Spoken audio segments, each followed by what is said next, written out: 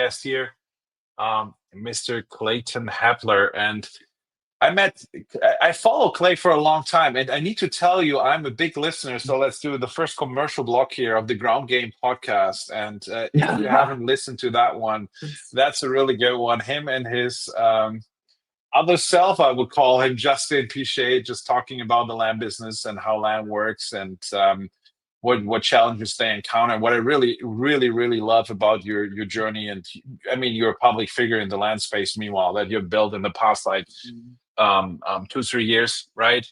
Um, you became more and more prominent because you're just ridiculously known for relentlessly building a land business and operationalize that, right?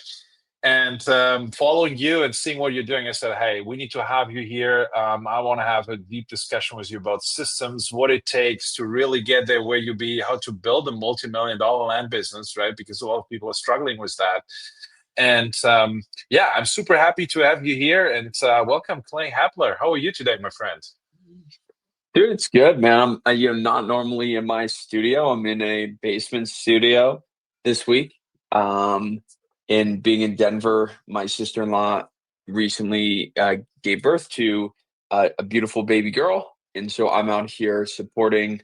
You know, land investor and family man is important to me, right? So being supporting here.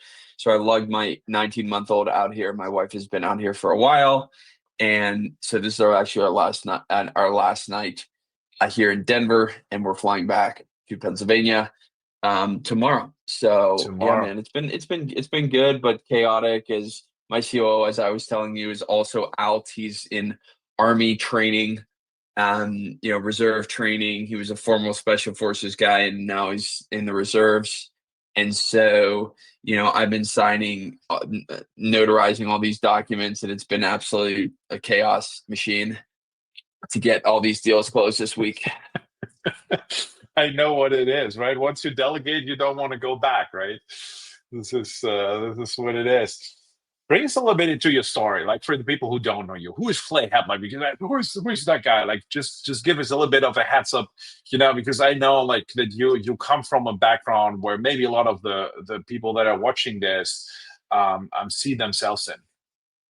Yeah, I mean, so I came into the land business as a product of necessity, not want, not desire. I think that that's a huge nuance. Like a lot of the people that I've worked with, you work with, that I've seen in the space and just spoken with at conferences has always been like, hey, I'm actually coming into this business as a result of me wanting to build a life separate from my corporate job, build an extra form of income. And for me, man, it was the complete opposite of that. It was my wife lost her job. I owned a bunch of rental properties that were not cash flowing. We're still selling some of those rental properties actually now. And I needed to make money quickly because she was essentially the breadwinner. And I was out there buying a bunch of apartment buildings, in these older apartment buildings that were built in 1900 in Pittsburgh, right? And so I took some courses a couple of years ago, and I had a background in wholesaling and house flipping, and had done a lot of acquisitions of apartment buildings and wholesaling, hundreds of houses and wholesaling.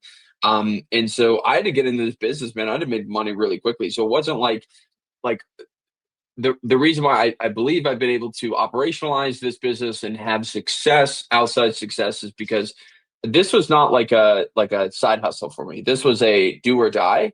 And so I was purely profit and revenue driven versus anything else.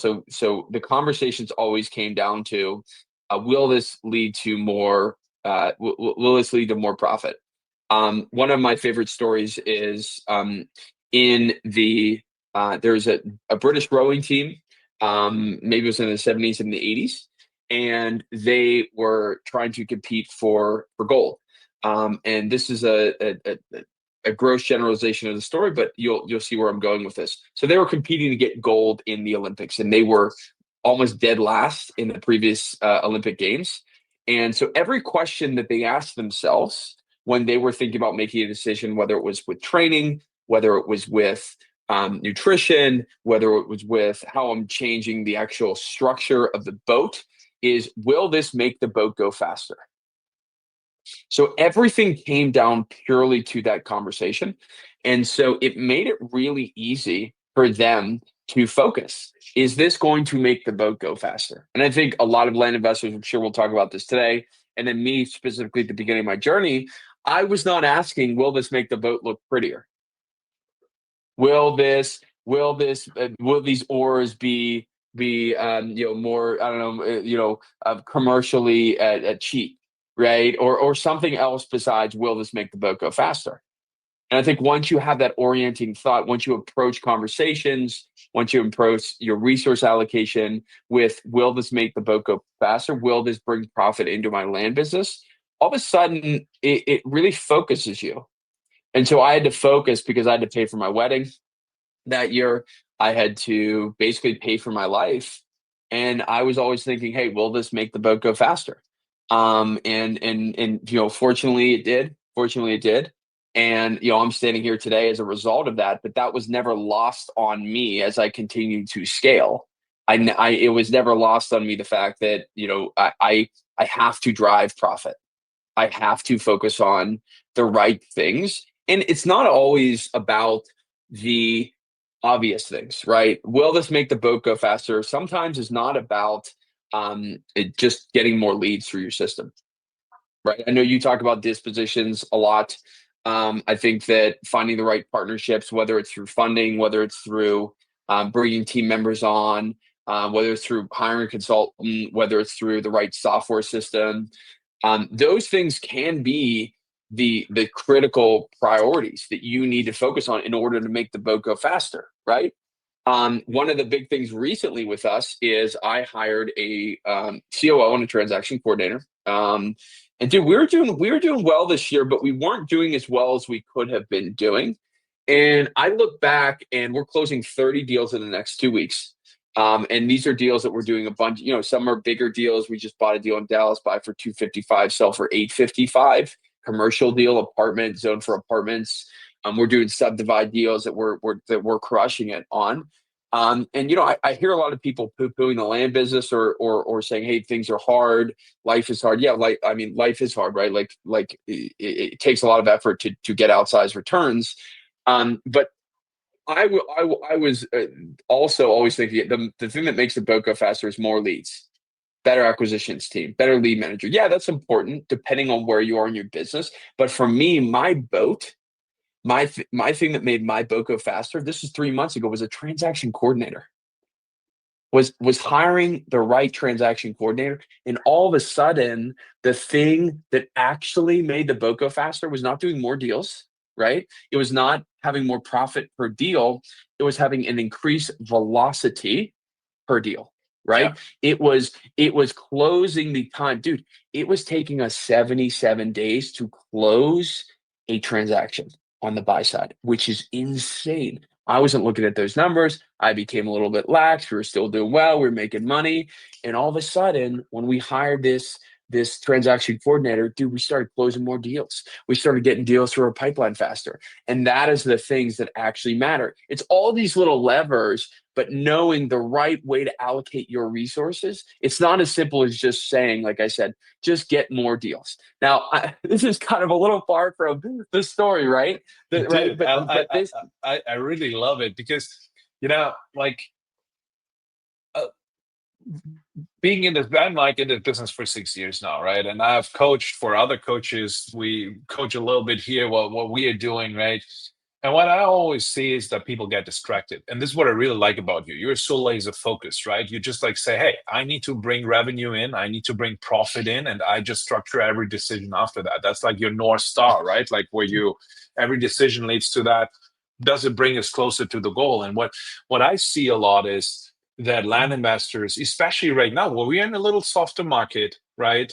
Where we're in a lot of more competition than we have probably been in the past, like since I do that. Like there was not really that much competition, but in the very end, it's most of the people don't do that what is necessary. Does that make sense? And necessary is especially like, when you're in the beginning of this journey, it's not your CRM system. It's not like your website. It's not like this. It's like pounding the phone, right? Like having those conversations in the very beginning. And people get so easily distracted, like because there's so many shiny objects right now too, right? There's distress title and subdivides and this and this and this and this and this. What do you think about that?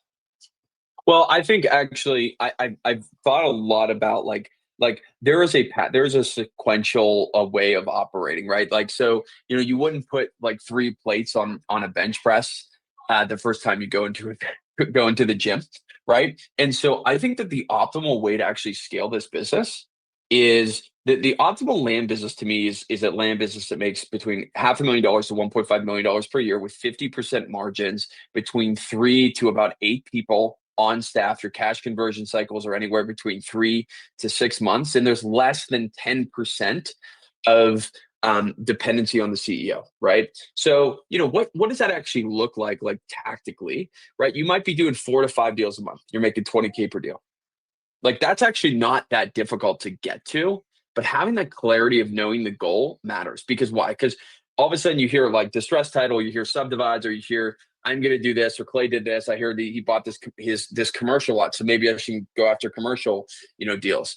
Um, and once you have that base level, you can actually go from a position of strength. This is kind of like, I mean, you hear all the famous gurus or influencers talk about the Dave Ramsey 7 baby steps, right? Like I don't even know the baby steps, but he talks about these foundational things that you need to do in order to set your house in order, and then you can do other things, right? And so in the land business, the foundational thing is you got to have a couple of key people in the right places at the right times, and their outputs need to be equal or greater than what the baseline is for that position, right? And then from there, that's when you can add on the developing, the entitlement, the right. But when you have margin in your business is when you have the ability to then allocate your resources wisely. Whereas people want to focus on, hey, I'm going to do a little bit of subdivide here. I'm going to do a little bit of here. I'm going to get your base level strong, better than most other land investors would. Make $1 million top line gross profit, which honestly anyone could do in this business, right? You get your 50% margins, you have the right team structure to facilitate that, right? You don't overpay your team, you don't underpay them, you find the right people at the right rates, and you manage them properly. And then from there, then you can start to add on the entitlements, the subdivides, the things that actually matter. I mean, you look at like any really great investor, okay? You look at Warren Buffett, you look at these guys that have significant amounts of success financially. They've done the basic stuff well for a long period of time, and all of a sudden they just go exponential, right? Whereas people want to go exponential while they're also getting the foundational steps right, right? So I think that's the key. That's the key difference that you need to focus on. I don't even remember what your question was. To be fair, I don't know either, but it doesn't matter. I think at this point, right, there was a lot of juice in that. What I really admire about you is that you really structured the land business, right? Like you really build like this ladder of success. Let me call it like this, right? The certain like steps you need to go through. I mean, you run a pretty impressive operation, like in the seven figures, right? Walk us a little bit through that, like what when you started this, right? The initial goal was to make some money, but like walk us through the first year to, and you're now in your third or fourth year, I think. third, yep, the Third end of the year. third year, yep. Walk us a little bit like from year one, like, hey, I have no clue what I'm doing, to okay, now I run around with COOs. And I mean the discussions like I have with you is just like really that's like high level business stuff, right? Like Recording in walk us a little bit progress. through. Like, Yeah. walk us a little bit through the journey of that. Well, so I think that a lot of times when you're looking at someone and you say, okay, I admire what this person has done, or this person has accomplished outsized return in a specific adventure, you have to also understand the context from which they come, right? So, comparison is the thief of joy. And so Yeah. when I talk about this, know that my background actually was in house wholesaling and flipping, right? So of Yeah. course I already had the experience of this. So like um I that made it such that I knew the steps of how to flip a piece of a house and wholesale and acquisition teams and marketing, and that was always my orientation. Right, our first year we did about 650K gross profit top line. And I mean, that was like, I mean, it was a year of a lot of bumps and bruises. But it was kind of finding like, hey, I can hire VAs to help me do my job, and or help me with certain things. But I always stayed for a long time in the seat of acquisitions because I have a bent for that. I like it. I like doing sales.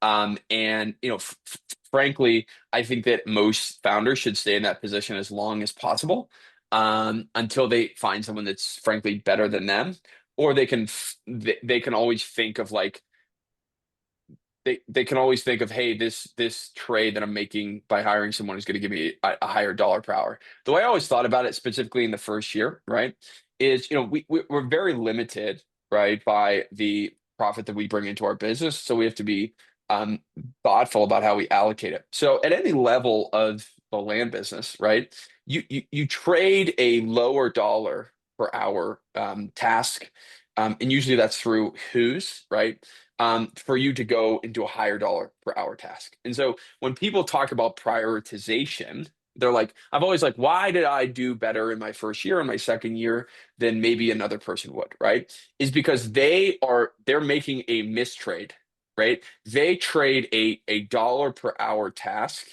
that is maybe at their level or lower, so that they might like focus, for example, on hiring a acquisition manager early on, and they have a lot of failures, and so they give up 6 months of what they could have been bringing in revenue wise, and that's like the highest dollar per hour task that you possibly could do in our land business. And Yeah. so I never made that change. I never made that calculation, and so I was always like, no, man, I want to stay in the seat as long as I can, and I think that gave me a competitive advantage early on. Absolutely. And I see that where a lot of people are struggling, right? Like, I don't know how what that was for you, but when I started this out, right, I came from Germany. I had a lot of motivation. I was a retired and still recovering house flipper at that time, right? Like, I was done dealing with construction crews. And like what gets sold in this guru programs is, hey, you just hire a VA from the Philippines and he will do your job, right? And this was one of the traps I stumped in like really, really quickly because what you think is you hire a rocket scientist for $5 an hour.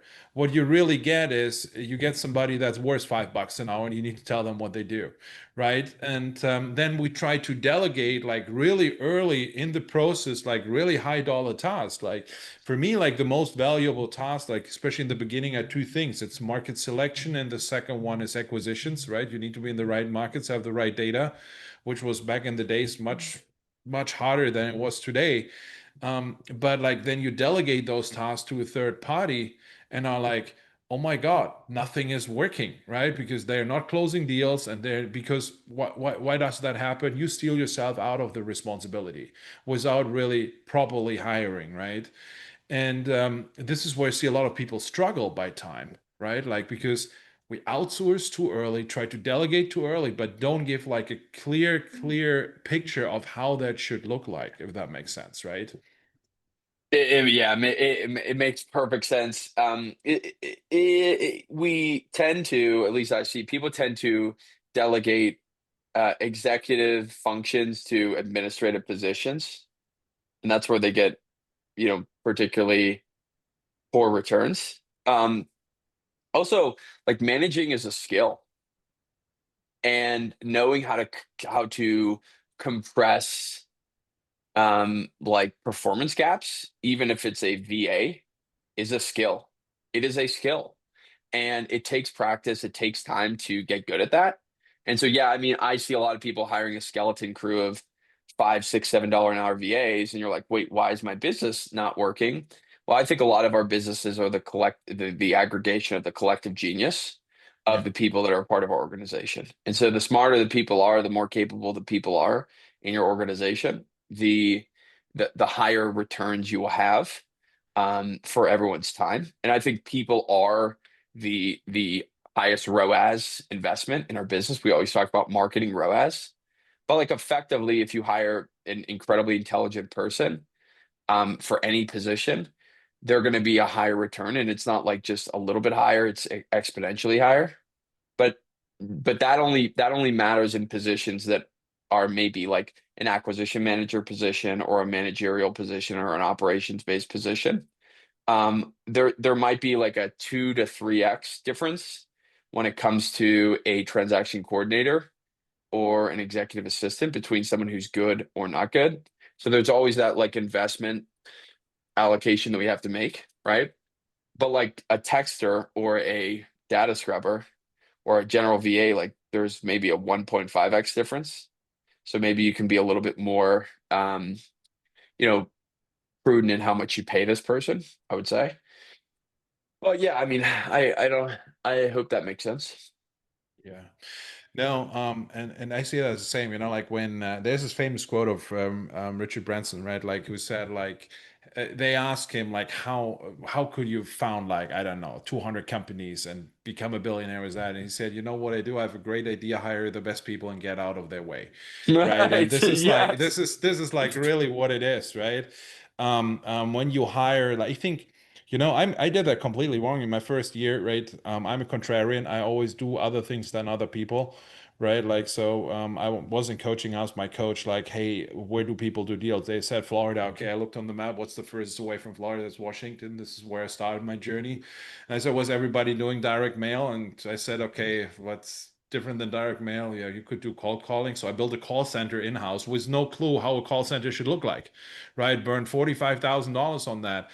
Everybody was running wild and nothing came out of that. And in the very end, it's always when a hire doesn't perform, it's not about the hire, it's about you. You put the wrong person in the wrong Yes. position, and then you probably did the wrong onboarding, because in the good onboarding process, you should just really figure out, is that person a fit for that position or not? Because like sometimes, there's this gap in the whole interview process and all that. It's great, great, great. And then they start working. And in your onboarding process, it needs to be very clear the feedback loops that you realize, is that a good hire or not? Does that make sense? It makes perfect sense. I think that the investor that wins in any department of their business and then in the general business as a whole is they just have tighter feedback loops, right? Yeah. And so, people ask me, I just onboarded someone to the deal engine, the Landman deal engine, and this guy was asking me about market selection. And he was like, dude, I get analysis paralysis about market selection. Like, I'm not really sure what markets to select. And I was like, okay, like walk me through how you do it. And he walked me through how he did it. I'm like, yeah, well, that's like the industry standard, right? But like everyone knows how to eat healthy. Everyone knows how to lose weight. You got to eat better. You got to eat less and move more, right? Effectively, right? But not everyone does it.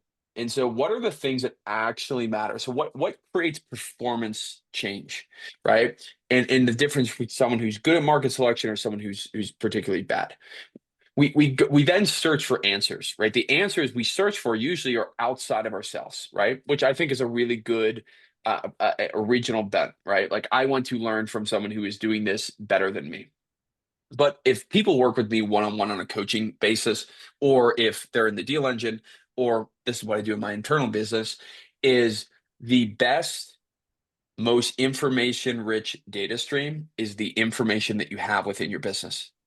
And so you look up to someone, right? You look up to someone and say, this person is ahead of me. I want to take their information and I want to learn from them. What you really want to do is you want to take how they think and how they operate, and you want to model that and you want to modify it to fit what you do, right? So you model this person is doing this thing in this certain way, right? And then I'm going to go out and do this thing. I'm going to model it.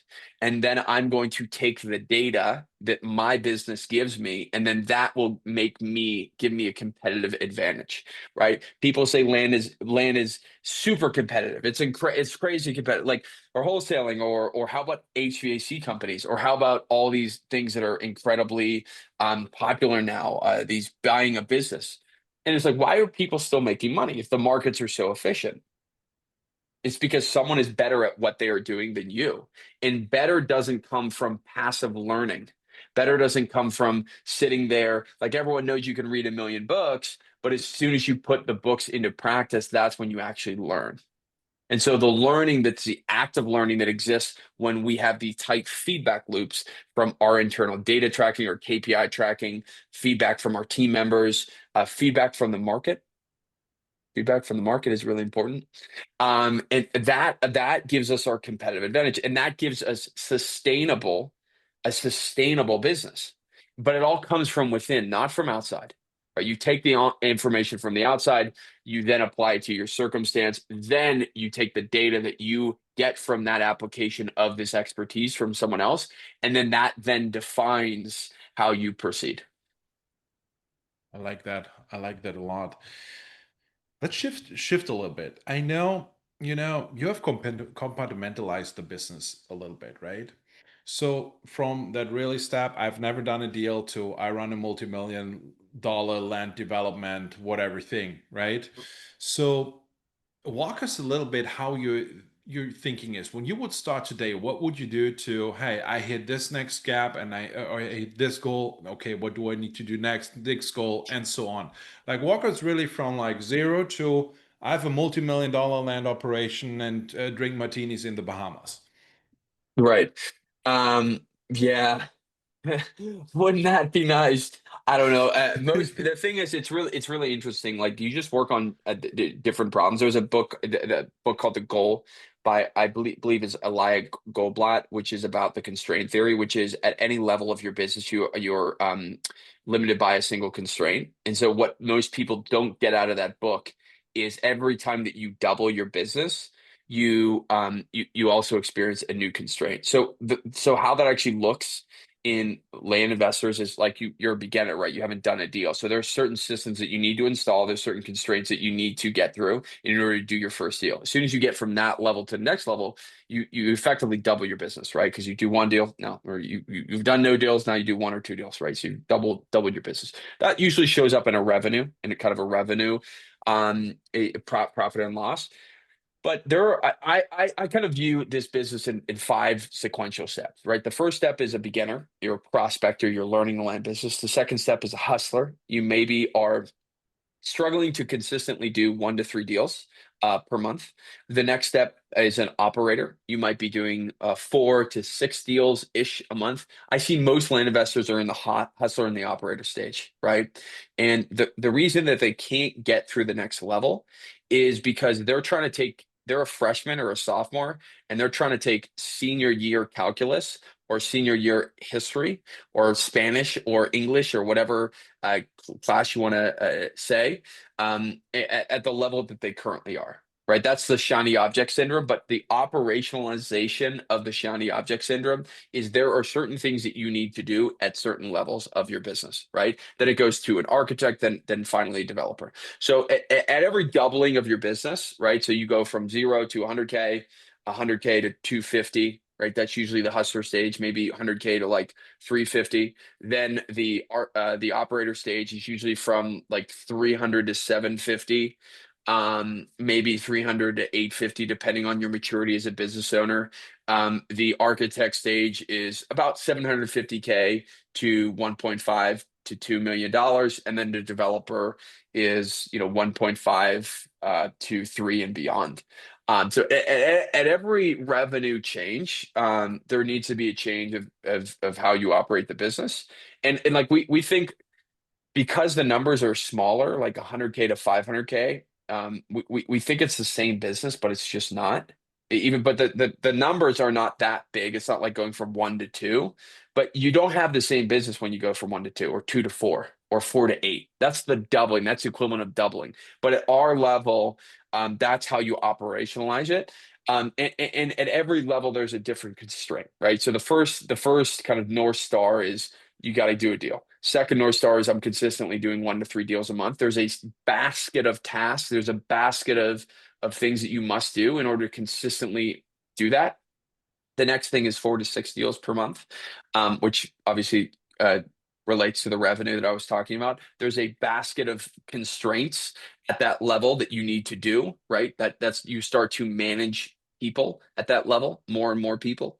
The architect stage, you start to manage managers and manage leaders. You have less individual contribution time, and you're more thinking about strategy. You're more focusing on actually managing the organization and allocating your resources properly. And obviously, the developer, it really comes down to better capital stacks, more efficient capital stacks, having really high quality people, and then a deep level of market expertise that only comes from going through those steps. So that's how I think about the land business. I think that anyone could actually get through step by step the levels. Not everyone will, because it is simple, but it is not easy. Simple, but it's not easy. I really like that. I mean, I would say the majority of the people in our space are like in step one or two that you define, maybe a majority in step one. So maybe let's stay there a little bit. When we would start this out, like want to do our first 500 grand in this business in the next 12 months when we start now in 2026, what is that what you should do? Yep. Yep. You need to master one marketing channel. You need to create a clear weekly marketing rhythm. You need to install a KPI dashboard that defines all of your decisions. So you base decisions on data, not emotions. You need to document your SOPs for marketing, for acquisitions, for underwriting, for transaction coordination, for dispositions, and for management, so that you can actually start to scale your influence and delegate to people properly. You need to hire your first few VAs and TCs to remove admin bottlenecks so you can focus on the highest revenue producing activities. And you need to maintain a 90-day P&L weekly rhythm, or a 90-day P&L rhythm, so you actually know how much money you're making, so you don't make marketing decisions based on, oh, I think I should increase my direct mail to 15,000 pieces this month, versus like, I know I can afford to do 14,333. And then that creates 1 to 3 consistent, profitable, predictable deals per month, month over month. If you just install those uh, systems, and the primary constraint at this level, this is level 2, this is a hustler, is inconsistent inputs and invisible metrics. So people rely on emotions and energy, not systems and data, in order to actually build their business, and that will get you to 500K. I like that. I like that a lot. I mean, like when you start this off, like I talked to a bunch of, I spent the last 12 months talking to a lot of really successful land investors. You were one of them. And there's three things I figured out that really separates the top 1% from the rest, or the top 3% from the rest. What would you think like are the top three attributes a land investor, like, or somebody who is in this industry or wants to be really successful, needs to bring into this to really be successful? Adaptability. Um,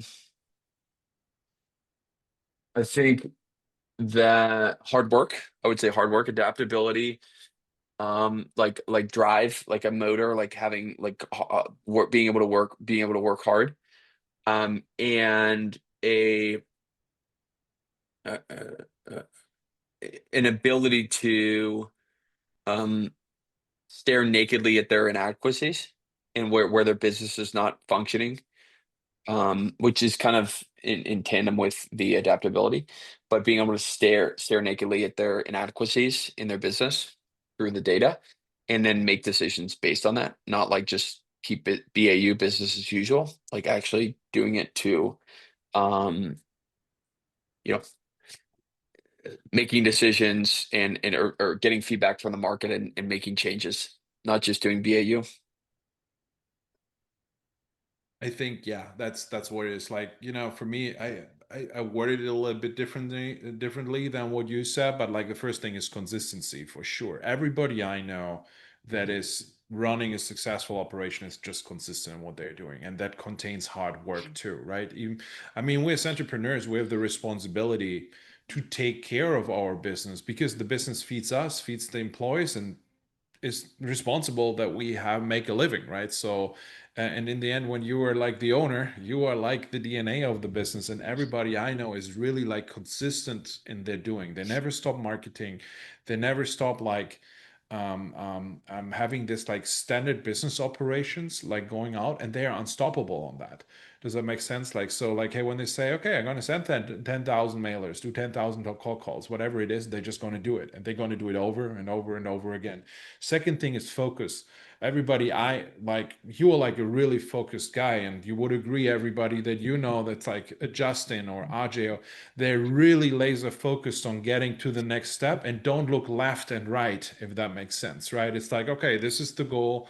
I want to go now from like 500,000 to 1.5 million or whatever it is. So that's a revenue goal. So everything else is not important, right? What can we do to get there? And the third thing I realized is all of these people are really good in reflecting, and you mentioned that, like really get in the nitty gritty with yourself, and are really accountable on their actions, right? And this is what I'm sometimes missing. And I like what you said earlier. You said when you started in this game, you were already a wholesaler, you were already a flipper, so you had a certain background, right?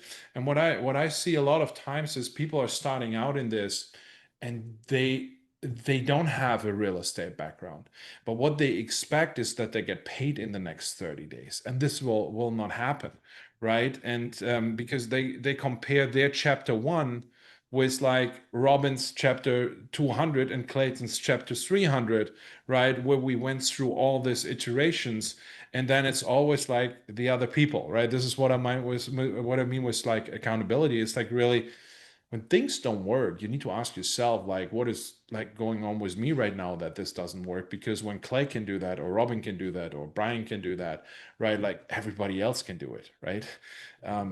This is how I see that, and I think like also adaptability. You mentioned that you're one of the very few people in the industry right now that publicly talks about really good results that you're accomplishing through the systems and operations you've built.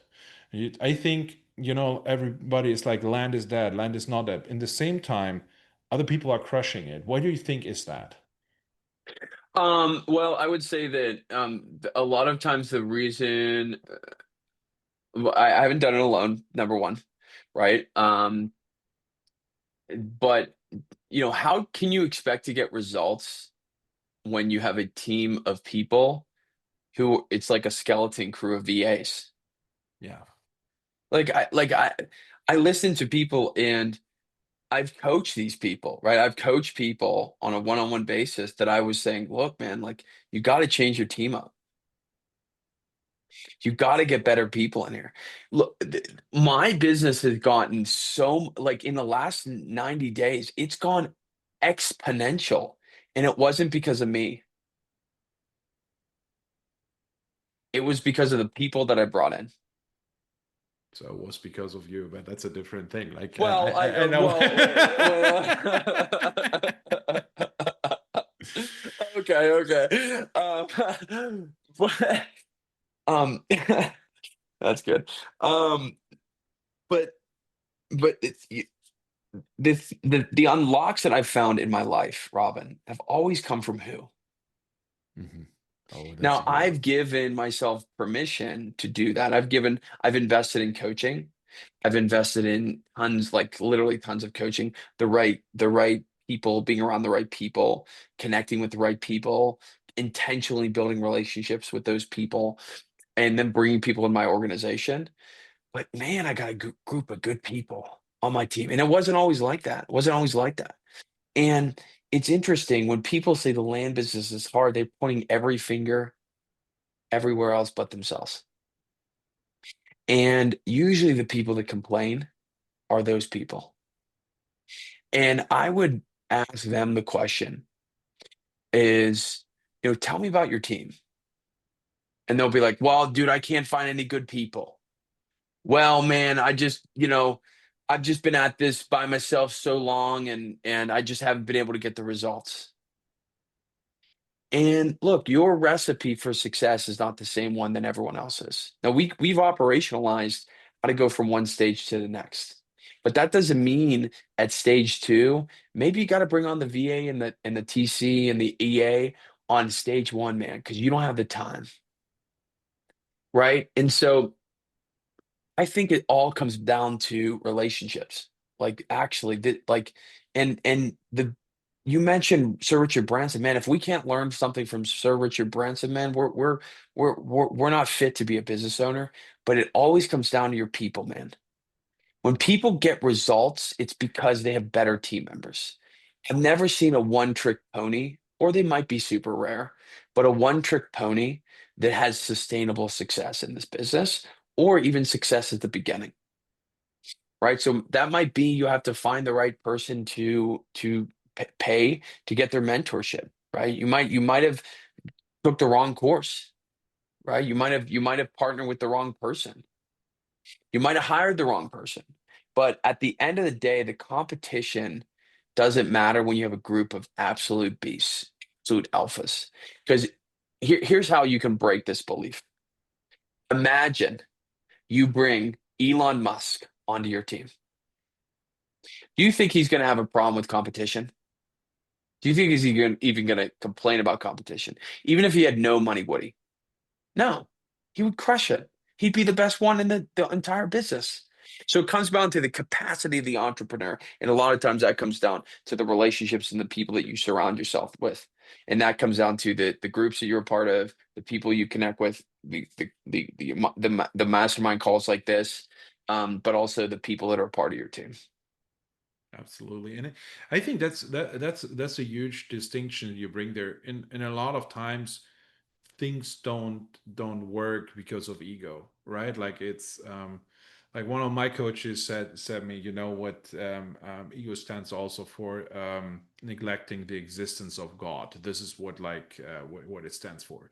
So it's like, you know, like you just put ego first. It's not me, and then don't take responsibility, and it takes away so much, right? I see that a lot working with solo operators. Say it's not working, it's too much for me, it's that.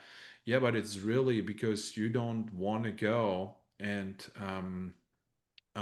give responsibility up, and just a lot of times it's like, hey, I can do that better than anybody else. This is what I see, because this is what we get taught in school, right? Like, don't teamwork is nothing they teach you in school.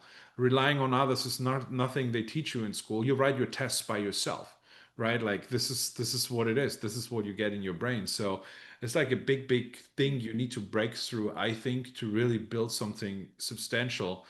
And then just like be really like, I just read the biography of Elon Musk. If you haven't read it, I know you read because I listen to your podcast. The biography of Elon Musk. Why is he so successful? Is because he is obsessed by his mission and relentlessly in execution. He sleeps in the factory until the factory is done. He's willing to take risks to get there faster and better than before. He revolutionized like the whole like space industry by going from like government contracting, which is like, oh, we set a budget of $2 billion. Oh, we need another 2 billion to. We need to make that as cheap as possible to really drive innovation in this industry, right? And then he just like slept in the fabric, right? Like, and was just like there, and it was people discussing how can we make this more efficient and this. And you know, when you take 5% of this, and I don't tell everybody be like Elon Musk, there's a lot of downside to that, right? But if you're like really in a position of, when you decide to do something, right? When you decide to get involved into land, then just do it too. Don't like hide behind any kind of like, I need to do more analysis. I need to build a CRM system. I need to build a website and all of this. No, just take action. And this is really like, when you bring it down to the lowest level, like action takers will take it over because they do something. And doing something is always better than doing nothing.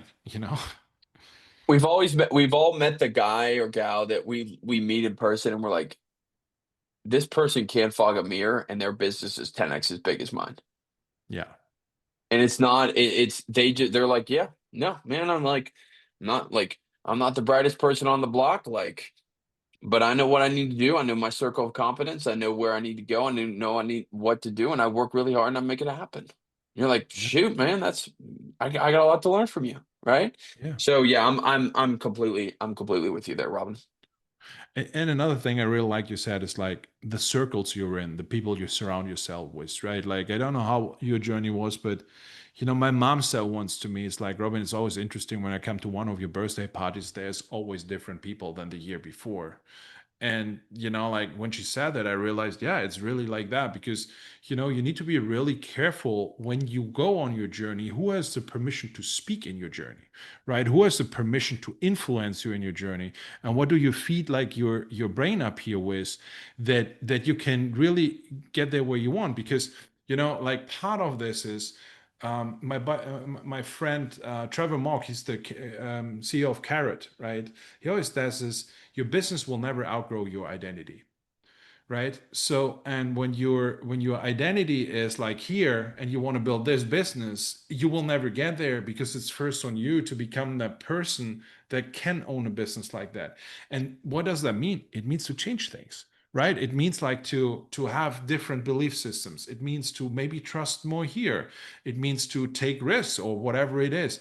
But it's really this, and not a lot of people talk about that. Like becoming a business owner is first of all nothing sexy. Second of all, you need to change a lot. Like when you engage in land, just because you bought a course doesn't mean like you are a land investor. No, you need to be in rooms with Clay or be in rooms with Justin or whatever, right? To just really learn from these people. How do they think and behave? And this is something. I mean, when for we have like right now, I think here on our live, like around 25 people that are watching. Like when you really want to get out there and start something new in your life, it's about really think about that you need to change first before things change in your life. Does that make sense? Yeah, I was reading this book recently. It's called The Slight Edge, right? I think it's by Jeff Olson or something. Highly recommend anyone read it. But these small, insignificant decisions define who we are. Every day we have an Yeah. opportunity to redefine who we are, and the slight edge, the small decisions, the making a decision. I'm just going to do one more rep, or I'm going to do listen to what Robin and Clay talked about tonight. Maybe get one nugget out of it. Maybe apply it to my business. Maybe I'm going to get feedback loops from my business, not just from externally. Maybe I'm going to get the right KPI sheet so that I can build my business better. And most importantly, maybe I need to like look at myself and say, dude, where am I deficient? And where can I bring someone on my team to help me out? Right. I find the people that have the best businesses are the people that have the best people in them. That's not a coincidence. And so, or that's not a coincidence. That's that's the reality. And so, yeah, that I would say I would recommend that book to a lot of people. So, I like that. Let me before we I want to talk a little bit about what you're doing because you have this amazing school community you built and you have an amazing coaching program. I want to ask before we talk about this one question, and I think I'm gonna ask that from today. Everyone that comes on here, we have like I think in 2 weeks John Jasniak is here, and like Drew Haney is coming after that, and all that. So, and I know you and Drew have a little challenge right now. I hope yeah, you're dude. leading, Hey, Drew, right? I'm beating you, Drew. I'm beating you, Drew. Yeah, I'm beating him. No, remind him that. Remind him that. Yeah, yeah. Uh, I will send him that, right? So, where do you see land heading? What does the land business look in 3, 4 years from now? yeah. I'm actually really excited about it. I think you actually asked me this when we got on the phone after Dallas, and I believe that within the next 5 to 10 years, there is going to be a bifurcation in our society. Get ready, strap in, guys. There's a bifurcation in our society around the people who want to be transhumanists, that want to be connected with AI, at a more spiritual level and a more like close level, and those people who are going to be like the modern day Amish, right? We will have a decision that we can all make, right? And I think that if you want to win profit wise, big, you want to be on working within the trends, right? You want to be with things that have huge, massive tailwinds, right? You see all these AI companies going to billion-dollar valuations overnight. You also see that land prices are going up. Land prices are going up now, even in an interest rate environment, right? Land is becoming more and more coveted, more than it's ever been coveted. Why? Because people want to move out of the cities. They want to create their own homesteads. They want to go back to the old Americana, the days of the strenuous life, the days of Teddy Roosevelt. And so we have this amazing opportunity as people that are in this space, that have an expertise in this space, to build businesses that support these types of people. We support the people that want to change their life and move out and buy a 5 or 10 acre tract in the middle of nowhere. right? That they want to create their own little world, right? And I think land prices are going to keep going up. They're going to keep skyrocketing with inflation. I think they're going to skyrocket because there's a massive amount of tailwinds that people are wanting to move out of big cities, and they want to connect with God, ground, and what it means for these old American values. And so I think that you can position yourself as a broker and as a dealer in this environment and take advantage by selling the shovels, right? The shovels, the proverbial shovels here are the pieces of parcels. And so the future of land, I believe, is exponential. I believe it's more valuable. I believe that the people that can create businesses, that create connections through local partnerships, through understanding land will be local, the future of land will be local, finding your local market and understanding it like the back of your hand to create outsized returns. I believe that that is the future of land investing. And you could take advantage of it through understanding that there's a massive movement of people that want to homeschool the children, that want to homestead, that want to get back to the earth, that they want to be with farm, building out farms. There's amazing opportunities with partnering with local farms, creating opportunities and value through connecting people that, hey, I know this farm is trying to sell, and maybe you get a broker's fee, or helping with affordable housing through manufactured homes, or developing tracks that can create huge communities of people that want self-sustaining communities. The future is green, and it is dirt, and it is through the dollars that you can create through dirt. And so I've never been more excited about being in the land business. Um, I think there's so much opportunity to be a modern day landman. And obviously that's the name of my company. And so I think that this is a really exciting time to be in this business. It will continue to be an exciting time in this business, and you'll be able to carve out your own American dream, your own profit center through building a business in these tailwinds that will come. We all know it's coming. We all know it's coming. And so being on that side, you can go to AI side, or you can go back to the traditional what it means to be a human being, and that's the side that I chose, and that's rooted in old American dirt. I love it. I love it very, very much. I mean, before we open it up for a little Q&A, here in the Lamp Pilot, we stand for done for you, right? Like, we help people just getting their shit done, and you use us through the partnerships we provide to get it done. But there's also a bunch of people who say, you know what, I want to take the challenge to build a business. I want to go through that. And I don't have usually a lot of coaches on here, right? But I really wanted to have you here because you have done it in the past 3 years in an environment that has not been 2015. So, and I think you really nail it with the stuff you're providing.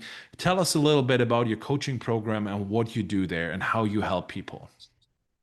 Yeah, so I mean, I think that it was interesting when I was creating the Ground Game podcast. People started to private coaching clients started to come and pay me a lot of money to help them double, triple their business. And what I noticed was a lot of the people that came to me with broken businesses. And is we had to literally rip out the foundation of their business, Robin. I mean, like everything that we talked about today, going through the sequential steps from the land ladder, dude, we had to do it. And it was messy because they had a plane that was mid-flight. They had a Boeing 747, brother. And I had to go in there and I had to put that thing back on the tarmac. And they're like, dude, I got people on this plane, man. I can't get back on the tarmac. I'm like, dude, we got to get back to the ground because you're about to go into a nosedive. You don't have any more gas in your engine, man. And so what I realized is there's a sequential step to this business. And so people sort of say, hey man, like I tried to get on these coaching calls, and I would drop a number that I would say, hey, this is what it's worth to work with me, right? Because it's not cheap, right?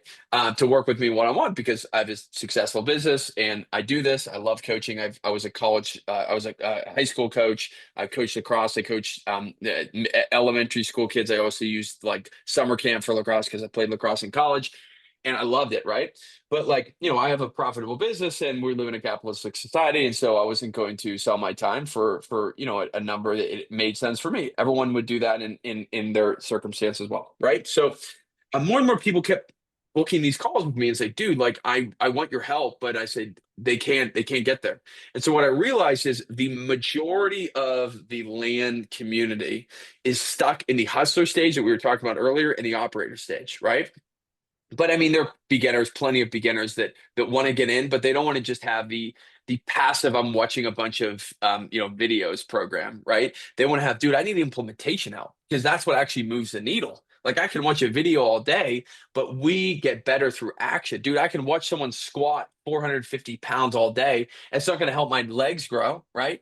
And so the deal engine was this what we created, right? The Landman deal engine, which there's a much larger vision of where we're going and becoming this incredible landman community. But the deal engine was, dude, this is all the teaching that I've had operationalized for the top land investors that you guys probably know that I've coached personally in the United States.